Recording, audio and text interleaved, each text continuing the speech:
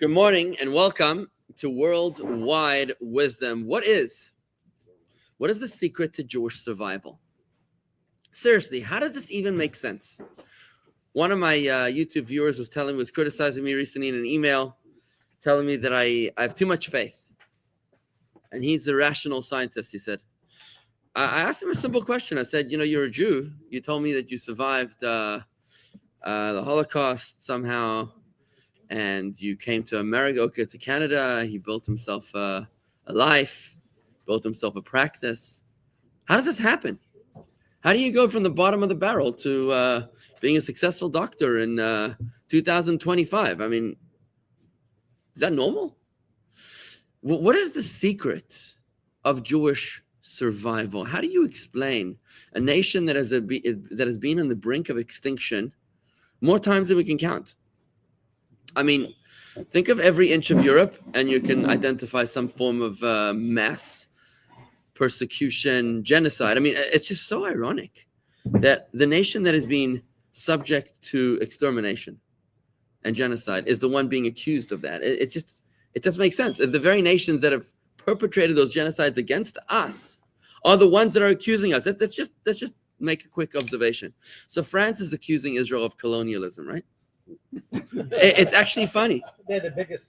Just think about that. Just let's say that again slowly, right? France is accusing Israel of colonialism, together with, who else is joining them is Keir Starmer from England. Okay, so England and France and Spain are accusing Israel of colonialism. Let's do a very quick observation here. How many countries in the world speak English? Most. 45 at least. How many countries in the world speak French? I think it's in the 30s, 37. How many countries in the world speak Spanish? Also in the 40s. So why do you think these countries speak French and Spanish and English? Is that just by mistake? No, it's because you colonized them. That's why they speak French and Spanish and English in those countries, right? How many countries in the world speak Hebrew? One and a half. Which half? A quarter of America. No. Which countries in the world speak Hebrew? There's one country in the whole world that speaks Hebrew, and that's Israel. What does that tell you? That is the antithesis of colonialism, which means the kettle is calling the frying pan the pot black, right? That's what's going on over here. They're accusing us of colonialism, which is their own faults, right? It doesn't make any sense. We have one country. Oh, one country's too much for you? So sorry that one country is too much for you to begrudge us to have. Well, guess what? We're not asking you. We're here to stay. We're not going anywhere. But how do you explain the miracle of Jewish survival against all odds? Think about it. We were at the brink of extinction in the Holocaust. The pogroms of the 18th century, the massacres of the Cossacks in Ukraine in the 17th century, the Second Crusade of the 13th century, the First Crusade of the 12th century, the Spanish expulsion. The Spanish expulsion, you know how crazy that was? All the Jews of Portugal were forced to convert. If you don't convert, we're going to kill you all. All the Jews of Spain were forced to flee, and if you don't convert to Christianity, we're going to kill you all. I mean, this is ridiculous. It's absolutely insane, and that's just in the past millennium. I just picked out, just a couple. In every country in Europe, Jews have been expelled in the past 1,000 years. Think about that. Jews have been kicked out. There's 300 and something years that Jews are not allowed to live in England. Talk about apartheid, right? Talk about apartheid. So they're telling us about apartheid. Jews were expelled from England until Oliver Cromwell managed to somehow stitch together some sort of a negotiation, which he didn't even see himself because he died before it came to fruition. But this is what's going on in the world around us, and we need to understand how that works. What we're about to learn today is Chassidus. Chassidus, this is actually a discourse of the previous Rebbe that we've started learning before the summer, and I'm going to go back into it now. Here's a picture of the previous Rebbe, Rabbi Yosef Yitzchak Schneerson. This discourse was delivered by him in 1943 amidst the burning embers of the Holocaust, as Jews were struggling through the insane trials of having to go through the concentration camps, unthinkable, difficult times. And what we're doing today is understanding this discourse, which I just posted here to the online viewers. You can find the link there. We're in page 264 of this discourse, even though in the online version you won't really see it that way. We're kind of in chapter 2, where it starts with the word "an example." So if you go to chapter 2, an example in the book, it's page 264. And what we're going to learn today is why it is that the Jewish people respond to crisis with prayer. Which prayer specifically? It's chapter 20 of the book of Psalms of David. May the Lord, through the divine name of Havaya, answer you on the day of distress, and may the name of the God of Yaakov fortify you. Yaancha Beyom Tzara, Hashem. Again, if you're in the book, we're on page 264. Okay, if you're in the online version, then we're in chapter 2, the paragraph that begins with the word "an example." So why is it that the Jews turn to God in this prayer? Is this just because we're helpless? Is it just because we're weak? Is it just because we're pathetic? The answer is no. The reason why we turn to God in this prayer is because this prayer actually holds the secret to Jewish survival. And as we've already learned in this discourse, if you've been with me through this discourse, that's great. If you haven't been with me, then I'll just catch you up right now. We learned that everything in this world falls into one of two categories. There's the natural order of events, and then there's the miraculous order of events. Now, it's not difficult to relate to the natural order of events. What's natural? Natural means, if you reap, you shall sow. You study hard for your test, and you get a good result. You train your soccer match skills, and you get chosen for the team. That's nature, right? Sunrise, sunset, childbirth, and death. Healing and illness. This is what we consider natural course of events. You get a cold, you get an allergy, you take a antihistamine, and the antihistamine might knock you out, but it's going to calm down your whatever, your reaction. Allergy reaction, you got a headache, you take a Tylenol, and will numb the pain until it goes away, and so on and so forth. This is the natural order of events. But then you have the miraculous order of events. What's the miraculous order of events? The miraculous is when things happen that are completely unexpected. For example, when the doctor says that there's no hope for survival, and then you get a blessing from the Rebbe, you go to the Ohel, right? You write a letter to the Rebbe, and then there's a miraculous healing, and the doctor says, medical miracle, right? A miracle is when October 7th, we now are beginning to understand what was planned on October 7th. It was supposed to be a simultaneous invasion of Israel on 7 fronts. They were supposed to come in from Gaza, Hezbollah in the north and Lebanon, rockets from Iran, Syria and Iraq and Yemen. There was even supposed to be some sort of infiltration of proxies of Iran through Jordan. It was supposed to have been a devastating, crushing blow in Israel, and nobody really knows to this day why it is that Sinwar pulled the trigger early, or the other ones maybe were afraid to jump on in the bandwagon. Hezbollah joined in on October 8th. That's when they started firing their rockets. Imagine they did it on the same day.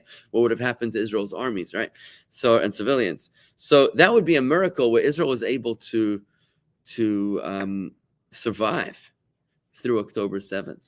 A miracle is when the Red Sea splits open. It's when God reveals the Torah on Mount Sinai. It's when the first plague of the firstborn happens. When 10 crushing plagues descend upon the Egyptians. When the oil burns for 8 days. Right? These are the miracles of Jewish history. Now, admittedly, the fact that the Jewish people are still around today is a miracle. So in other words, you don't have to only look into ancient history and say, well, in the olden days, we used to have miracles. No. If you look about it, I mean, it just doesn't make any sense that the Jewish people should be sitting around the table today, right here, and being able to celebrate life as Jews and to identify as Jews and to practice as Jews, speaking the very same language we spoke 3,000 and 4,000 years ago. The same names we had 4,000 years ago, Abraham, Isaac, and Jacob, right? Right? The same land that we were in 4,000 years ago. The Americans can't say that. No European nation can say that. Only the Jews can say that, but again, we're colonialists, right? Right? It makes no sense. We're colonizing our own homes. So it's a miracle that the Jewish people are still around. So we actually are a modern day miracle. Now, when we get into the granular detail, we'll notice like this, that we can look around our own lives and actually notice the natural components of our lives and the miraculous components of our lives. Now, within our own lives, you'll notice more miracles. If you look at, for a moment, I want you to think about the size of your house right now. And I want you to think about the size of the house you grew up in. Okay? Think of your closet now, and think of the closet of your father or grandfather, right? And what's the difference? Huge, right? It's a huge difference. It's amazing how we've evolved. And think about your own financial journey, how you might have come from a family that barely spoke English, right? And you somehow made it through to create a career where you're able to live a life, hopefully that is stable and calm and peaceful and prosperous, right? So you might notice miracles within your own financial journey, miracles within your own romantic journey, miracles within your own parental journey, right? About the children that you had and the healing that they had and the relationships and the financials. You may notice all sorts of interesting small miracles throughout your life. Now, it is to these two modules, these two platforms of our lives, the natural and the miraculous, that we have two different names for God. One name for God that we're very familiar with is Elokim. Bereshit bara Elokim et hashamayim et haaretz. Another name for God is the name that we're not allowed to even pronounce, and that's the name Havaya. The Yud, followed by the Hey, followed by the Yud. Followed by the Vav, and then followed by another Hey. So it's the Yud and the Hey and the Vav and the Hey. We're not allowed to pronounce that word. We rearrange the letters to just pronounce it as Havaya, Havah, Y-A-H, right? Havaya. So we're going to talk about two names, Elokim and Havaya, right? Why does God have two names? What is it? Two bank accounts, two businesses? Like, why does God need to have two different names? And the reason is because it depends who you're talking to. The word Elokim, as we're about to learn, the word Elokim has the same mathematical value as the word nature in Hebrew. The word nature in Hebrew is hateva, and the name Elokim has the same numerical value because every letter in Hebrew is actually a number. So when you add up the value of the numbers of each letter, it actually adds to the same exact value. So the value of the name Elokim and the value of the name of the word nature in Hebrew is the same value because whenever you're speaking about Elokim, you're talking about God who's behaving in a natural order. Now, what does a natural order mean? We did learn this in a previous lesson in this series. The word nature in Hebrew is teva, which also means drowning. What's the connection between nature and drowning? The connection is when something is underneath the water, it's still there, it's just inconspicuous, you can't see it. So too, nature is when God hides himself from us. How does God hide himself from us? He hides himself through predictable patterns. Because he decided to make the sun rise every day, every morning, and set every evening. So we say, well, that's not God. We say that's nature. It's nature. What does that mean, nature? What is nature? Mother Nature, they'll tell you. Okay, so what's Mother Nature? What is Mother Nature? Is that a person? Is that a thing? What is that? It's God hiding himself in a predictable pattern. That's what it is. We just call it something that happens all by itself, as if things happen by themselves. Imagine you said that about your business. Yeah, I'm going to make money by itself.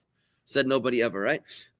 But the sun rises and sun sets, and babies are born and people die in a natural sequence of events, because that is just God's predictable patterns, how God hides himself. That is nature.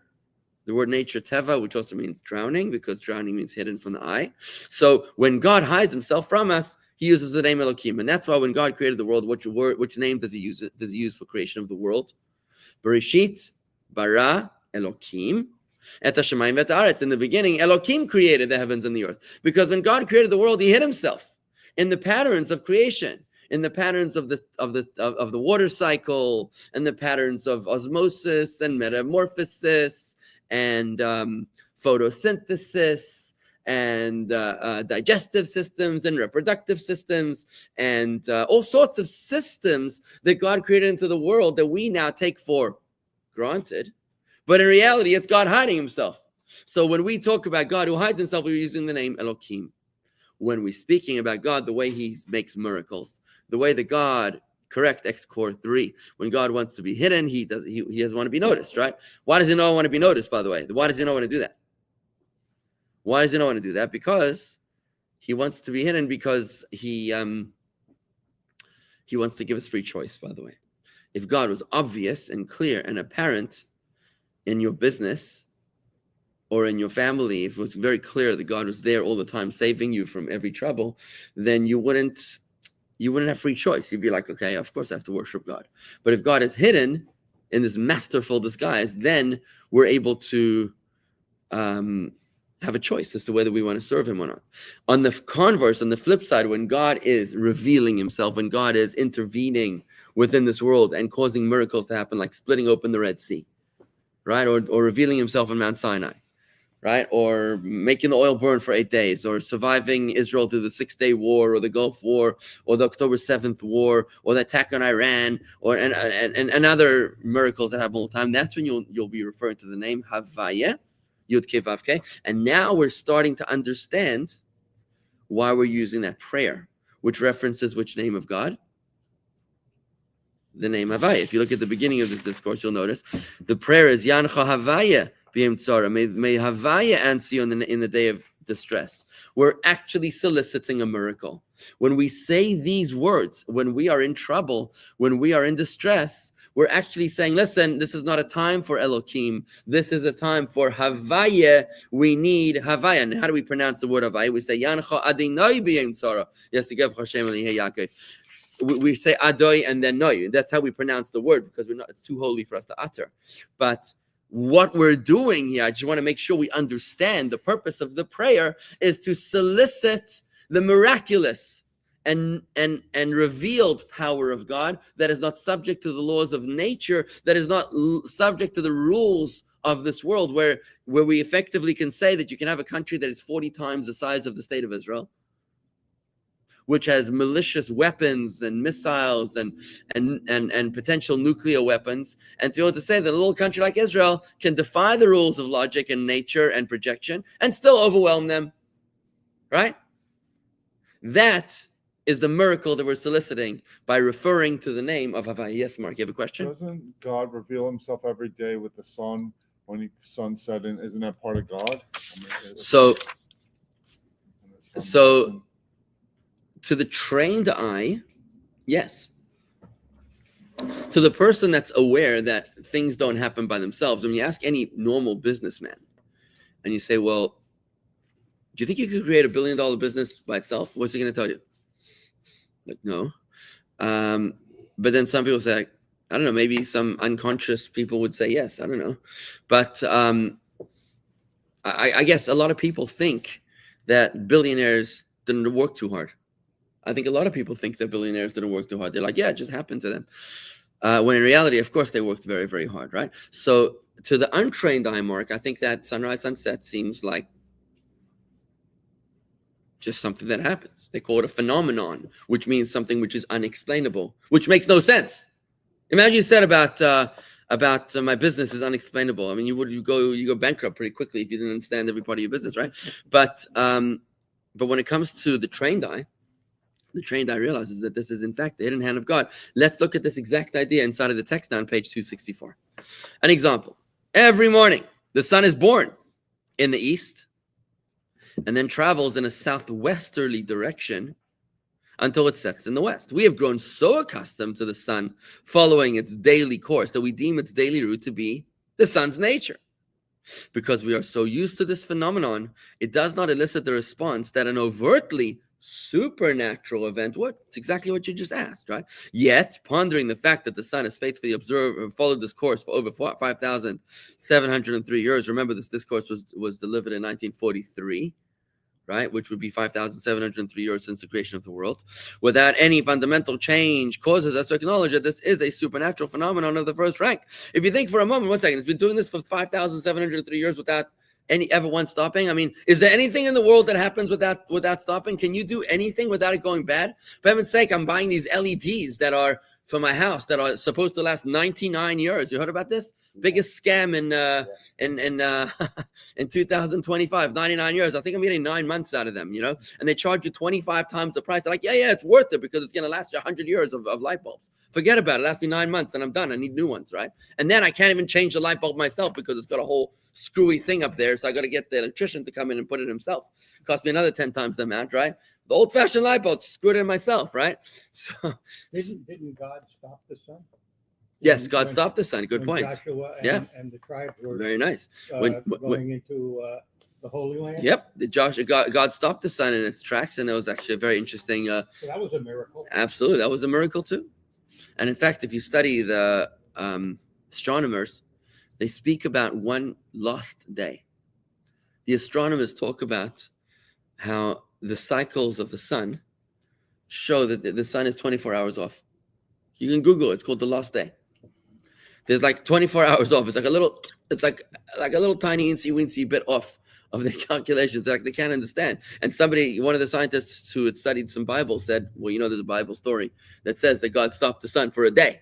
So, that's kind of interesting when you look up that story, right? So this would be considered by most people a natural event, which has nothing to do with God. But when you meditate upon it, when you reflect and ponder upon it, you realize this doesn't happen by itself. Nothing happens by itself forever. This is insanely, amazingly sophisticated. It's got to be powered by something higher. Remember, this is how Abraham discovered God, by the way. Abraham wanted to worship the sun and the moon and the stars, but he realized that it can't be that these just operate all by themselves. It's just not possible that that this happens by itself. There's got to be a higher power. This is how Abraham discovered the presence of God. And think about your own body for a second. You know how many things have to work in order for your body to function properly? Yep. There's like 6 million details that have to work properly in order for your body to work. I mean, you can't even buy a car that has every detail working properly, right? What human production is able to flawlessly replicate every single necessary system and detail countless times? You can't do this. You always got a lemon once in a while, things breaking down and the warranties and everything else. When it comes to God creating humans, it's amazing.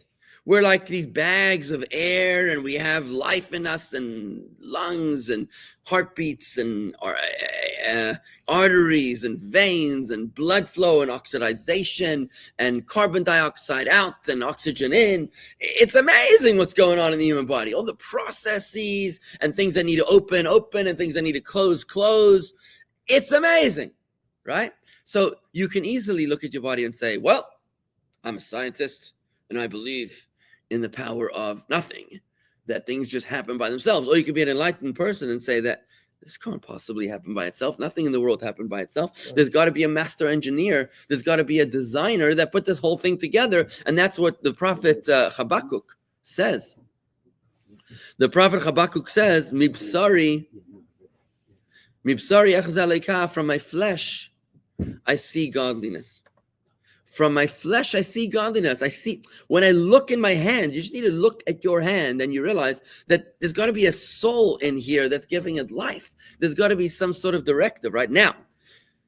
Just like when it comes to the sunrise and sunset, just like when it comes to the functioning of the human body, that there's 2 ways to perceive it, that you can look at it either from a perspective of natural, or you can see the miracle within it. The same is true regarding all natural matters. They are natural only because of their regular recurrence. That is the reason why they look natural, because they keep on repeating themselves according to predictable patterns. Indeed, there's only one difference. This is very beautiful now. There's only one difference between nature and the supernatural. It is that the divine light, which creates and vivifies the spirits of souls and angels, cannot be comprehended at all. Not only can their essence not be apprehended, but it is impossible to conceptualize even their spiritual condition. Yet God gave man the ability to appreciate some material parts of creation. This in turn enables us to make an educated guess about the divine light that is higher than nature. For it was the divine intent that the light be concealed within those entities that are nearer to physical man, in order to let us have an inkling of that which is beyond us. So God gives us like a little teaser.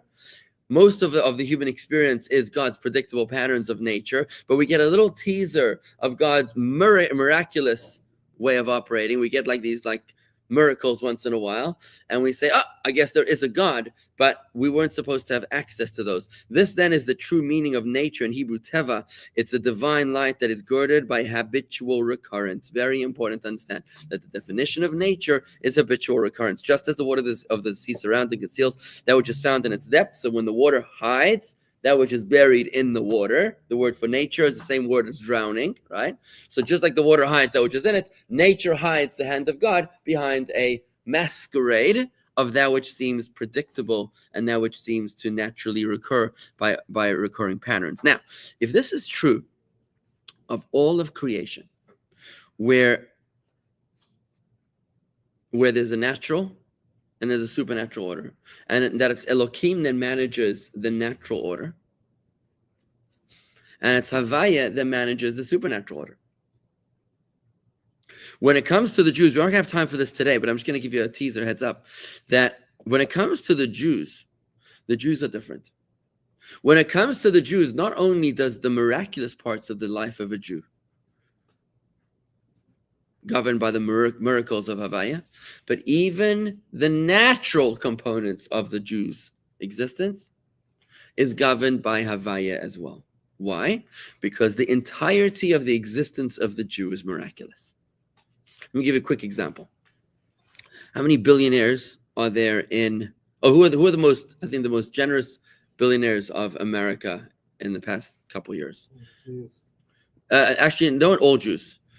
I think, and exactly, that's the key word. 50% of the Right. major donations Right. are Jewish, Right. and we're 2% of the country. Right. 3%, I think, no? 3%? A little over 2. Is it 2%? So, 6 million Jews. So, if you think about it this way, that I think there was, like, let's say the 25 most generous philanthropists in America 2 or 3 years ago. I think most of them were Gentiles, but like 40-something% were Jews, which is insane. That's a crazy For a percent. 2% of the population to be 40-something% of the philanthropists makes no sense. It really, maybe it's 50, but the key word being a disproportionate. That's the key word, right? When you think about the survival of the Jewish people, despite the animus of our enemies, I mean, how many nations have tried to wipe us out? It's mind-boggling. And the fact that we've actually managed to survive, that itself is miraculous, right? Think about how think about how I mean, when you study Judaism, when you study Jewish people, you realize the miracle. I think Mark Twain referenced it in the end of one of his books. He said, there's no explanation as to why the other massive civilizations and empires have come and gone, and only the Jew outlives them all. There's no explanation. It doesn't make any sense, right? The Jew is truly an anomaly of existence, and that, says this mimer here, is because not only does the miraculous component of the life of a Jew depend on miracles, but even the ordinary mundane life of a Jew is also governed by the miraculous. And that's why whenever we're in trouble, whenever we're struggling, you're supposed to turn to the Psalms of King David. And now I know some people will say, well, I don't understand the Psalms of King David. They make no sense to me, right? Says the shallow perception reader, right? You have to understand that the depth in the Psalms of King David are very, very deep. They're extremely deep. And today we've touched on just one tiny meditation, which is literally one word in Psalms chapter 20. When we said, answer us, O Havaya, on the day of our distress, what you're saying is, I recognize, Hashem, that all of my existence depends on you. That's what we're effectively saying by saying those words. And what do you think happens when the Jew has the faith to say to God, I know that my life depends on you. If Let's finish this question. What happens when the Jew has the faith to say, my life depends on you, God? That is an invitation for God to, in fact, swoop in and to actually save him in the time of his distress. If everything in reality is a miracle, then why do we have a choice between Havaya and Elohim? If Havaya means miracle and everything in life is a miracle. Isn't that interesting? That Elohim now becomes low-level faith, right? Elohim is like, if you only believe in God, that's not enough. Now you got to believe in God's miraculous operating in every single detail of your life. It's in. Look, I'll tell you the way the philosophers of history say it is like this. The philosophers of history say like this: that for a person to not believe in God, he's a fool. That's what the ancient philosophers say. For a human being to deny the existence of God, he's simply being a fool. Because just like if I told you that my car made itself, you would think I'm out of my mind, right? Right. Or my house built itself, you'd think I'm out of my mind. Or that this book wrote itself, you'd think I'm out of my mind. Why would you think that a world can make itself and not think that you're out of your mind? It's actually much worse, because if a little book needs to have an author, how much more so does a gargantuan universe that we still have not been able to comprehend? How could that possibly happen by itself? So it's very important to understand this, that to be an atheist means to be an idiot. Forgive me for being so blunt, because what you're essentially doing by being an atheist is that you're being irrational. You're being unscientific. Science says every effect must have a prior cause. Yet you're going to say, I'm a scientist and I only believe in what I see, and therefore, since I can't see the cause that came before this world, therefore there is none. I mean, that's such a stupid conclusion to come to. It just doesn't make any sense to come to such a conclusion, right? So the baseline, Chuck, the baseline is that there's belief in God. There must be belief in God, even for the least faithful. You got to believe in God. The question is, which degree of God, which platform, which modality are you connecting with? Are you connecting with a modality where God has given us more autonomy because he's choosing to remain anonymous, and therefore my relationship with God is a little more distant, a relationship which is Elohim, where God is hiding from me? Or, as the Jewish survival insists, that our relationship with God is a clear and open and indisputable miracle, where we recognize that God is absolutely present in every single detail of my life. And just like the television would be unable to produce any image, if not that it was plugged into the wall with the electricity flowing through the cables at all moments in time, so too my life would simply not be able to exist if not for the doctrine of perpetual creation, if not for God constantly and miraculously and at every single moment creating me and infusing me with life and protecting me. We'll learn more about this as we proceed, but it definitely shifts our perception to realize how fortunate we are to have been chosen to be the apple of God's eye. We are his focal point. The question is he our focal point? But when we make the choice to choose to make God the center of our lives, to turn to him in time of distress, that is the greatest invitation for which he is waiting in order to swoop in and save us in the time of our distress. Yes, Keith? It's something called Pascal's wager. Yeah, we discussed it. No, we didn't. What is that? Pascal's wager is based on the matrix. Pascal argued that the only rational choice is to wager on God's existence, as it offers the possibility of infinite gain and minimal risk.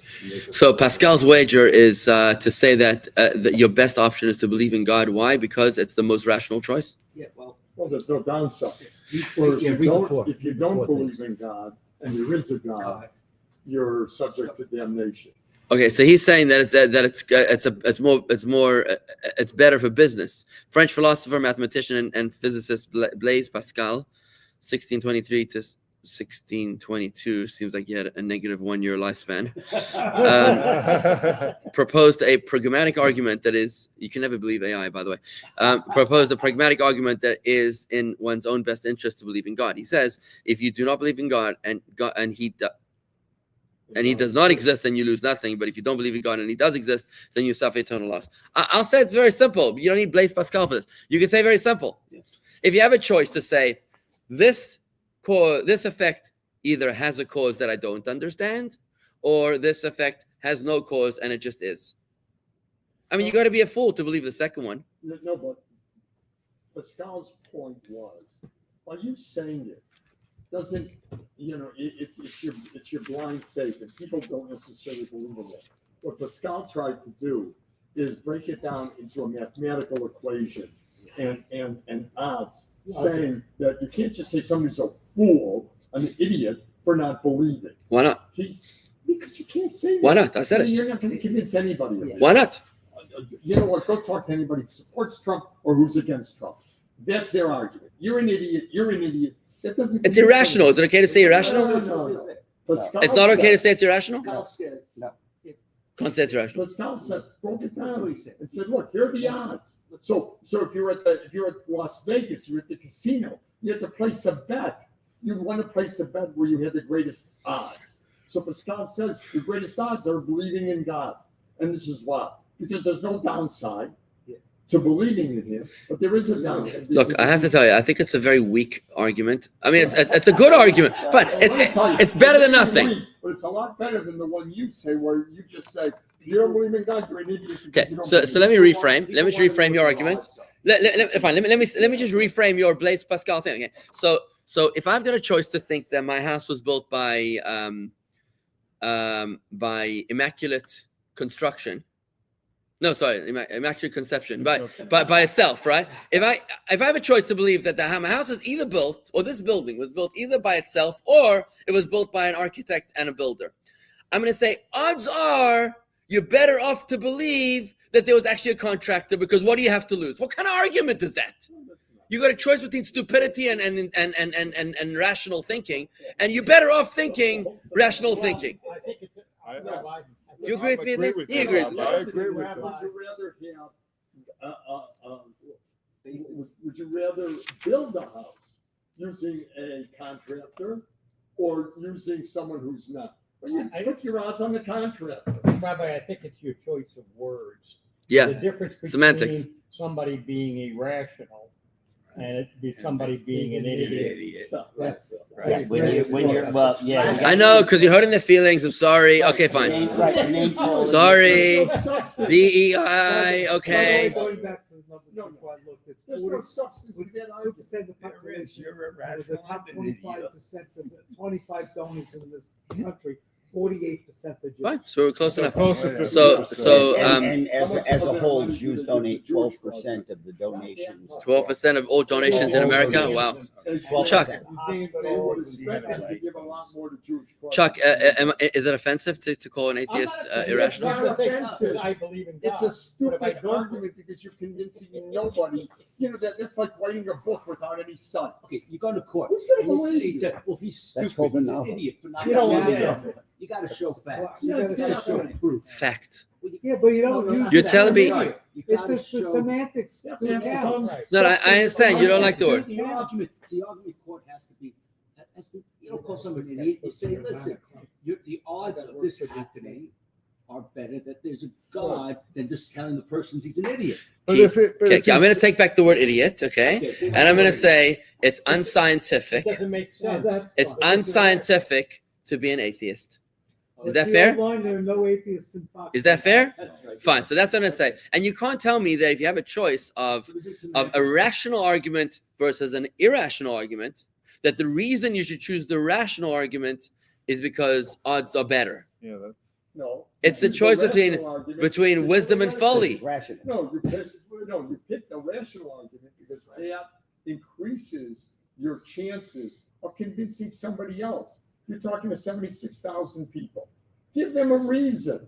Don't just say if you don't do it, you're an idiot. Got to provoke them. Well, the But, reason, Yeah, Rob, the reason You need, is. you need semantics. drama You to know, create. everything- Yeah. Yeah. I like when you Semantics. call them It in. is That's- semantics, and because somebody an idiot, they're not listening. They to shut you. me down. I Well, know. like, They become put a offensive and So they start figuring out semantics, why they're not an that's idiot. what. It's better to say and than but. Okay, fine. So I'm going to take back anything I said to hurt the feelings of any atheists over here. I'm going to take it back. I'm going to replace any word that I said which was We have no hurting feelings. If I say the word idiot, then I should say I'm replacing that with the word unscientific and irrational. Okay? That's good. Okay? So hopefully they'll watch till this point to be able to recognize, and they won't shut me off already then. Yeah. Because if they're being rational, then they might want to hear the argument through to the end, but you never know. Right. Anyways, folks, thank you very much. Have a great day. Shalom. So Mike,